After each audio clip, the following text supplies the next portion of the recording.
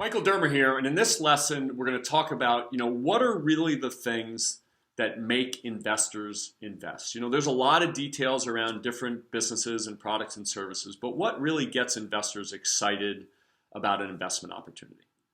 So why do investors invest? There's a lot of different factors that go into why an investor writes a check for your business, but here are some of the major ones to always keep in mind, and especially keep in mind that if you don't have these, it's very hard to overcome the lack of these, even if you have lots and lots of detail around what you're trying to do, okay? First is a large market opportunity. Investors want to know that they're going after something that has a lot of potential, right? It doesn't have to be change the world or worldwide, but it has to be large enough that investors see the pathway, but also that they see that there's room for multiple competitors. They assume, right, and smart investors know that if a market is big enough, there will be a lot of people chasing it. So they want to know that it's large enough that it can support multiple competitors going after the same industry. So first and foremost is, do you have a large market opportunity? Second is, do you have some unique value or unique value proposition, right? And in this day and age with so much competition from everywhere throughout the world, having your unique value proposition is really key. Can you demonstrate to an investor that you're going about it a different way, that you've got a different technology, that you've got a different market approach? You've got to be able to convince investors that what you're doing is unique and is going to stand out, okay? Now, that uniqueness doesn't always have to be uniqueness everywhere. It could be uniqueness in a pocket of a market, right? It could be uniqueness with just a certain set of customers. It could be uniqueness in just a geography, okay? It could be a different approach, right?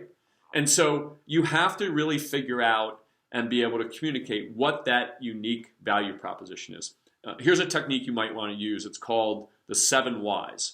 Ask yourself why you are unique, and when you give yourself the answer, ask yourself why 7 more times, right? So why unique? Well, we have great technology. Why? Because we use this particular type of technology. Why? And keep going, okay? When you get to 7, you'll really get to the bottom line of why something is or is not unique, okay?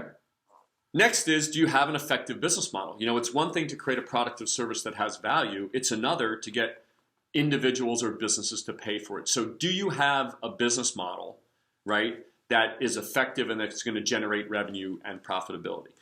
There's lots and lots of places, for example, on the internet where you have 250,000 followers of a Twitter account, right? That's an amazing accomplishment to get that many followers.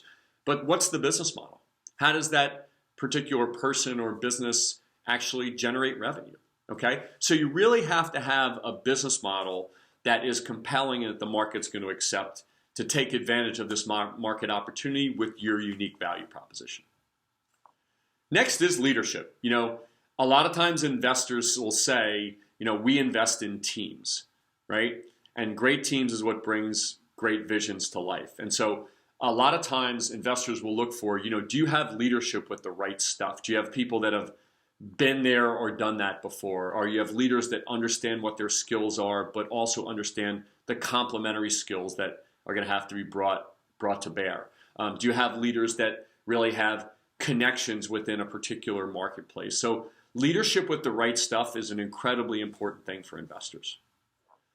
And finally, are you showing investors that you have a disciplined approach and a plan, right? It's one thing to say, hey, give me some of your money. It's another thing to say, here are the milestones we've laid out. Here's the specific amount of money that we need. Here is the plan and the details of the plan. And here is how that translates into our financial plan and our financial results. Demonstrating that level of discipline and structure makes investors go, I believe that if I put my money into this company, they will take the same type of disciplined approach to investing that money as they have to presenting to me as an investor. Okay? So there are a lot of other details that goes into a really good business, right? But you have to be able to show an investor that there's a big market, you have a unique value proposition, there's a business model that's viable, you have a team, right, that can take it from point A to point B, and you demonstrate the discipline that's going to allow their capital to be effectively used. Okay? We provide a lot more detail on each of these elements side by side with this video in this lesson, so go take a look.